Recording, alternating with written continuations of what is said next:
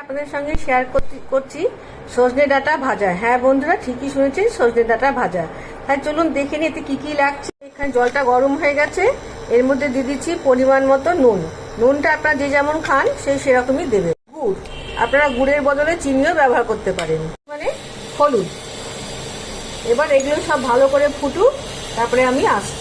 জলটা ভালো করে ফুটে উঠেছে, আমি এই সময় আগে থেকে কেটে ধুয়ে রাখা সজনের ডাঁটাগুলো দিয়ে দিলাম। এগুলো খানিকটা সেদ্ধ হোক, আমি এর মধ্যে দিয়ে দেবো ঢাকা। এটাকে ঢেকে দিচ্ছি যাতে কিনা ডাঁটাগুলো খুব ভালো করে সেদ্ধ হয়ে যায়। সমস্ত জল শুকিয়ে গেছে আর আমার সজনে ডাঁটাটাও ভালো মতন সেদ্ধ হয়ে গেছে। এবার আমি গ্যাসটা অফ করে ডাঁটাগুলো নামিয়ে নিচ্ছি।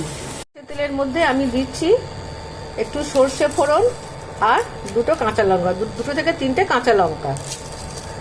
ফোড়নটা ভালোভাবে হোক, গরম হোক, তারপরে আসছি আবার। সর্ষে ফোড়নটা ভালো করে হয়ে গেছে,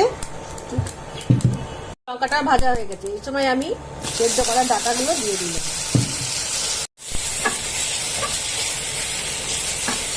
ডাঁটাগুলো বেশ সুন্দর ভাজা ভাজা হয়ে গেছে, আমি এখনই নামিয়ে নেবো। আপনারা চাইলে আর একটুখানি ভাজতে পারেন, তবে একটু নরম নরম থাকলেই ভালো। আমার সজনে ডাঁটা ভাজা। সত্যি করে বন্ধু, আমি আপনাদের বলছি, আপনারা যদি একবার এই সজনে ডাঁটাটা ভেজে খান তাহলে বুঝবেন এর কি মজা।